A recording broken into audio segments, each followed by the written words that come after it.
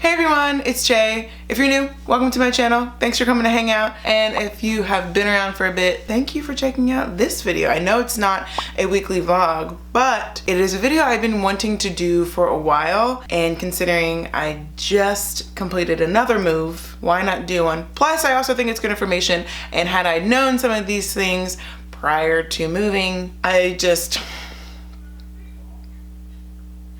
If you're new and you don't know, you haven't been following along, I recently just moved from New York to Los Angeles in the middle of a pandemic. So that alone was its own journey. But I did it, and along the way I picked up a few tips that are just helpful general moving tips, and I wanted to share them with you. And also I just packed up my sister's entire apartment because she bought a house and packed up her stuff to be moved across the country back to the East Coast. So we are literally switching coasts. My parents are thrilled.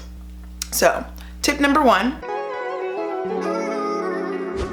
I cannot express this enough that you have more things than you think you have. And it's okay, but overestimate how many things you think you have and buy two to three times more boxes than you think. The good thing is if you buy them from Lowe's, Home Depot, U-Haul, if you haven't used them, you can return them. I know moving is expensive. Create an Excel sheet, all of your moving expenses on there, and it also will help you keep an actual tally and track of how much you're spending. But check out on Facebook a group called Buy Nothing, and then whatever the name of your town is. You have to join, answer a few questions. Once you're accepted, 9 times out of 10, there will be someone giving away moving supplies. And that could be not just boxes, but packing paper, packing tape, a tape dispenser, so many good things. So definitely check it out. I highly encourage it. And also, if you really want to buy boxes on the cheap, you can buy moving boxes that are used on Craigslist. So you have a few options. If you live in a communal house, check the recycling. Or if you live in one of those big mega buildings, check the recycling room. I guarantee you there will be Amazon boxes, especially now, all those food delivery boxes.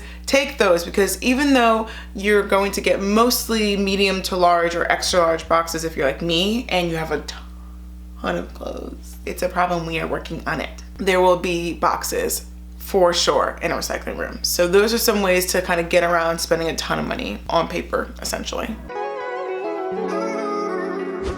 At Lowe's and Home Depot, I'm not too sure about U-Haul, but you can check. There are pre-made dish and glass packing kits. Now, when I first stumbled upon these, I was like, gosh, that's just another way to spend $7. But the dish and glass packing kits specifically come with pre-cut cardboard packing kits that you can put inside of your moving boxes to keep your glassware from breaking. It is fantastic. I highly recommend it. I moved 3,000 miles and not a single glass item at all, or ceramic or porcelain item that I have broke. And I think a lot of it has to do with these packing kits. And the fact that you can cut them down and put them into any size box that you already have makes it all the more worth it.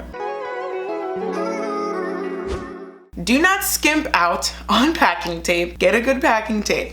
I have a tape gun because I send a lot of boxes from my house. If you don't know, I have a vessels company. I create these really beautiful vessels. If you're interested, definitely check out the vessel Instagram below. It'll be in the description. That being said, I send a lot of boxes from my house.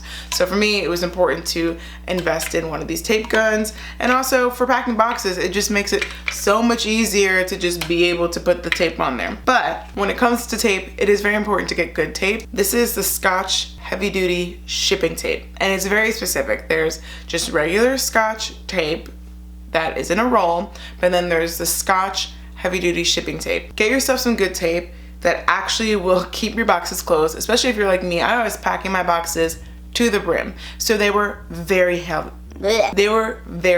So it's really easy for those seams to just rip and the box to explode open. So please invest in good tape. Get yourself some good markers and make sure to be wearing something that you can have the markers on you at all time. When you're moving, things get very chaotic and you want to make sure you are wearing something and have 2 markers so that way you can properly notate what is inside of every single box. Go extra when you are packing your glasses. I like to do the 3-layer effect. So the first layer would be stuffing and wrapping your glass items with packing paper first. So you want to stuff the inside of it so it can brace for impact should the box get dropped or kicked, or gosh knows what could happen. Stuff the inside of your glassware with paper first, but also if you can't find paper, socks, underwear, t-shirts, that works too. And then wrap the glass item in paper first. And you want to then wrap the item in foam. And then lastly, you want to wrap your item in the small bubble wrap. So the reason why I say small bubble wrap is because if you get the large bubble wrap, then it takes up a lot more space and you're not gonna be able to fit as many things in boxes. I cannot recommend this method enough. Again, nothing broke. And I have some like really thin glassed items. Like I'll show you one. Like I have items like these really thin glass pillar candle holders that arrived safely here. Now, mind you, they arrived safely here and then I think it was like, what, a week into getting here, I hit it and it fell over. The fact is, this traveled 3,000 miles and didn't break, and then I'm the idiot who knocks it over and broke it. But it arrived here safely, and that's the most important part, is that I wrapped it so efficiently enough that it arrived safely. Like I said before, I moved across the country, so for me, I just had a suitcase and a carry-on and a backpack because I shipped my stuff, which we'll talk about that later. But if you're just moving within your state, or maybe you're just driving to the next state, you really want to make sure you have your first day items with you. I recommend packing things like toilet paper, a toothbrush, toothpaste, all-purpose cleaner, a towel that you will use to wipe down things that you think probably should have been wiped down by the management or the last tenant. You never know. You find some weird things. I found dead spiders in mine. You know.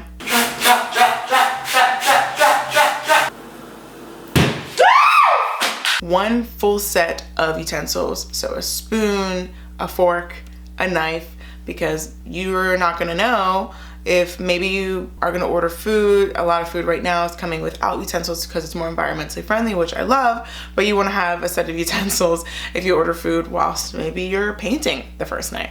Who knows? This is a big one. Internet router. If you already have it from your apartment, like I bought mine, I own my own internet router, put that in your move-in day box or bag, so that way you can get your internet all set up and ready to go, and you don't have to dig through 17, 29, 36 boxes to find your router. The next one is a staple, and it's such a big deal, and I'm so glad I did it, a wireless speaker. Pack a wireless speaker so that way when you are unboxing things or you're painting, you have music to listen to. And it just makes it so much more fun and time will fly by. And the last most important thing in your move-in day bag is snacks. Pack yourself a few protein bars so you have something to munch on while either you're waiting for your food to come, or maybe it's too early for dinner and you're exhausted but your stress is really high and your anxiety is high from moving. Pack a snack. It will help out, especially if you're doing it with other people, because if you're hungry, it doesn't really make the situation go by any better. Do not wait until 2 weeks before you have to move to start packing. I always say pack a month to a month and a half prior to you moving. And second is pack per room. It is so important to stay focused and pack within one room at a time so you're not running all over your apartment or your house and collecting things. Start packing items in one room that you use the absolute least, and then little by little by little add to that box, and then just leave the items that you are using on a day-to-day basis. For example, I do a lot of beauty content, so I waited to the day before I moved to pack my makeup. But make sure to stick to one room at a time. It will also keep things so much more organized. When you are packing your boxes, I always find it so important to, of course, label the room. So it's a kitchen box. Yeah, you're gonna write kitchen really big on the top of the box. We all do that. In the label on the top of the box, like kitchen, this is specifically my glass bowls. If it was at my sister's house, wine glasses, whatever it is in that box.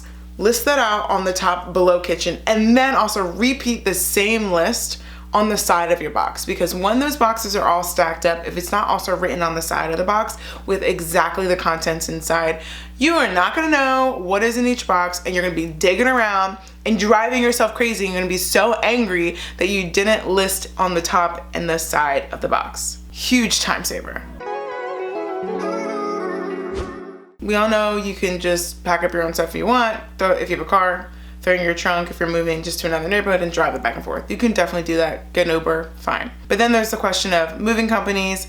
I myself did not use a moving company, but if you are, I would say post on social, ask people, hey, has anyone moved in the last 6 months? What are the company you used? See if there's like a common company that's gonna show up in your DMs, because that means they're probably pretty good. Also, ask your community, ask your friends, ask your family, has anyone used a moving company? Can you recommend anyone good? And then cross-reference that with Yelp.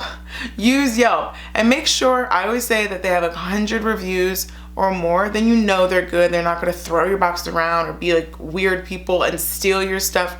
Gosh knows that like weird stuff has happened. So just be really smart and do your research when it comes to moving companies. Now, if you're like me and you didn't want to use a moving company or you're on a very limited budget, please subscribe below, it's free. Thank you so much. I use a pod system to move. So there's a company called Pod, U-Pack, U-Haul has a pod, there's a couple other. But for me, I found that that was a really easy and effective way to move. What I recommend is in that same Excel sheet that you're doing all of your expenses on so you know how much moving is costing you, I listed out 5 local moving pod companies and I called up each one of them. Hey, I have about this much stuff, how much is it gonna cost? Once you get the quote for one, call the next one and say, well, I just got quoted by your competitor this much. That can help lower the rates if the second, third, fourth, or fifth is a lot higher than the first or vice versa. That is a really, really great way to make sure that your rates are gonna at least be within the same range, and if not, you know who you're not gonna work with if they're not gonna budge. Also too, knowing the travel time of your items is really important. Again, I was moving across the country in the middle of a pandemic, so to get my stuff from the East Coast to the West Coast, it took 6 to 10 business days. So I needed to make sure that I had a specific confirmation that it's going to take 6 to 10 business days so I could plan my flight and also to any other items that I would need to buy or be prepared for, and make sure my apartment door would be open on that day so that way when things arrived, I was here, the space was open, and we're ready for move-in. Number 10, if you're moving to California, please make sure that within a week of you moving that you change your license. It's very important to get a new license when you move to California. On top of that, make an appointment on the California DMV website. Once you make an appointment, you will be emailed a QR code with a numerical code on top of it. This is old school, but you must print that code out, because when you go to the DMV, they split up the line. Who has an appointment? Please show us your appointment paper, and who does not. You will get in obviously first if you have an appointment and you have your paper with you. And the last tip I can tell you about going to the DMV is get there at 4 a.m. in the morning. I'm serious. It sounds crazy, but do it. I got there at 5:30 and I was number 8 in line. My friend went at 4 a.m. and she was number 1 in line. Get there early in the morning so you can be the first or number 8 or number 10 person to get right in, especially during this time when things are so all over the place. They're only allowing 100 people in a day. Get in early. It will make things so much easier. All right, guys, those are my top 10 tips for moving to LA, but moving just in general. I really hope they were helpful. Please comment down below if any of these tips are helpful if you're moving, or if you have any other tips for people. Let's have a conversation about it. I want to know. And please make sure to subscribe. It is free. And it would help me out so much if you subscribe to my channel. I would love to keep making videos and vlogs. I have so much fun talking to you guys, and I love the little community that's building because it just makes me happy. And make sure to like this video and hit the notification bell so you know the next time I make a new video. Until the next one. Bye.